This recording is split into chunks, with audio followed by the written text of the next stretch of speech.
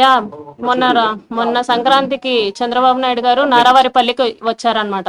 SP office లో తీసుకోవట్లేదు అని చెప్పేసి నేను డైరెక్ట్ గా చంద్రబాబు గారికి ఇచ్చాను కంప్లైంట్.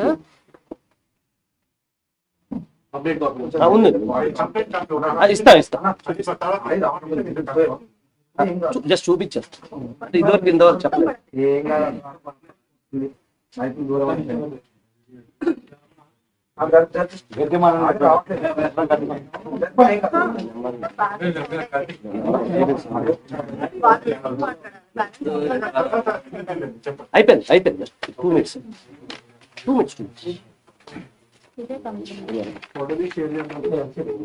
2 minutes.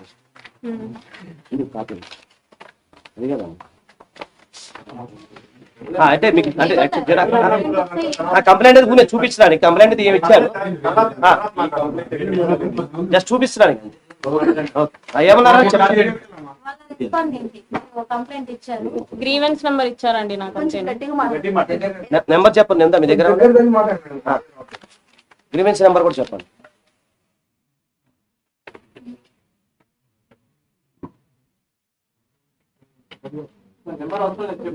ఇది గ్రీవెన్స్ నెంబర్.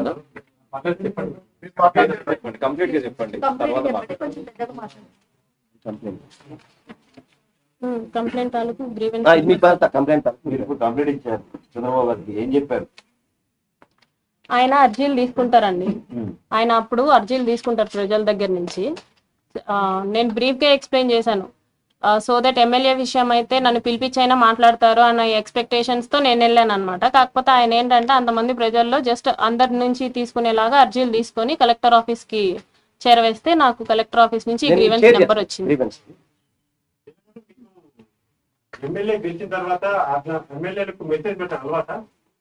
మా ఎమ్మెల్యే కాబట్టి నేను పెట్టానండి. ఎందుకంటే నేను జాయిన్ అవ్వక ముందే అతను ఎమ్మెల్యే అయిపోయాడు కాబట్టి. మా ఇంతకు ముందు ఎమ్మెల్యే కొరముట్ల శ్రీనివాస్ గారు. మీ హస్బెండ్ కి మీకు ఎన్ని రోజులు అయిందండి? అంటే ఎన్ని రోజుల నుంచి మీరు విడిగా ఉంటున్నారు?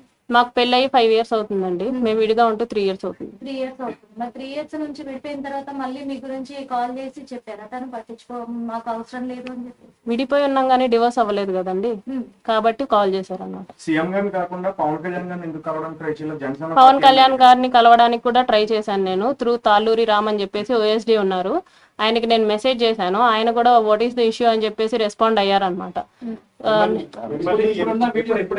ఇప్పుడున్న వీడియో సర్క్యులేట్ అవుతున్న వీడియో ఎప్పుడు తీశారు? ఎప్పుడు? ఏ టైంలో? అంటే ఏ డేట్? అతను నన్ను బెదిరిస్తున్నప్పుడు తీసానండి. టైం పీరియడ్ అంటే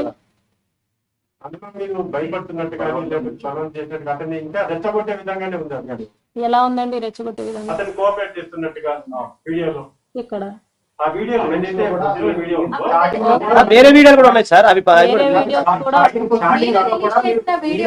నేను రిలీజ్ చేసిన వీడియో అయితే ఎరేటెడ్ వీడియో, కాకపోతే బలవంతంగా చేసిన వీడియోస్ కూడా ఉన్నాయి. అవి కూడా బయటపడతాయి. అది కోర్టులో సబ్మిట్ చేస్తాను.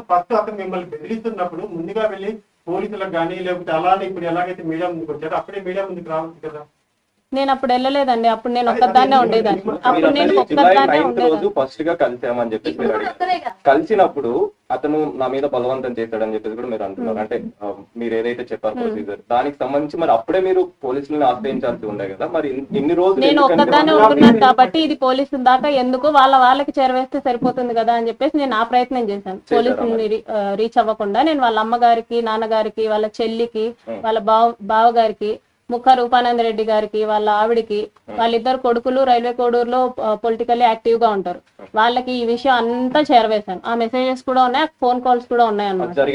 యా, చేస్తూనే ఉన్నాను, కంటిన్యూస్ గా చేస్తూనే ఉన్నాను. ఇదండి మీ అబ్బాయిది, ఏదైనా చెప్పండి అని చెప్పేసి నేను వాళ్ళ ఇంటికి వెళ్ళడం జరిగింది, వాళ్ళని అప్రోచ్ అవ్వడం జరిగింది. కాల్స్ లో స్టార్టింగ్ లో వాళ్ళు నమ్మలేదు అనమాట. నేనే చెడ్డదాన్ని, నువ్వే మా అబ్బాయి మీదకి వస్తున్నావు, నువ్వే చూసుకో, మా అబ్బాయితో మాట్లాడితే మాత్రం బాగోదు, అది ఇది అంటుంటే నేను మీ అబ్బాయితో మాట్లాడడం లేదండి, మీ అబ్బాయే మా ఇంటికి వస్తున్నాడు, నేను మీ ఇంటి దగ్గరికి రాలేదు, మీ అబ్బాయి మా ఇంటి దగ్గరికి వస్తున్నాడు, మీ అబ్బాయే నాకు మెసేజ్ చేస్తున్నాడు, సో మీరు చూసుకోండి అని చెప్పేసి నేను చెప్పాను. ఎప్పుడైతే మీరు ఫస్ట్ మీట్ అయ్యారో ఆ టైంలో నైట్ పూట ఎందుకు మీట్ అయ్యారు మీరు? ఎప్పుడండి? మీరు ఫస్ట్ ఎప్పుడైతే విమానాశ్రయమైన జూన్ 9 మీడియం అన్నారు కదా. 8 o'clock అన్నారు కదా, నైట్ ఈవినింగ్ ఎందుకు కలిసి? ఆ టైంలో ఎందుకు కలిసారు మీరు? కడప ఎందుకంటే వైపు మార్నింగ్ వెళ్తే అంతా రాజంపేట దగ్గర మార్నింగ్ అంతా నిర్మానుష్యం అతనికి షెడ్యూల్స్ ఉంటాయంట.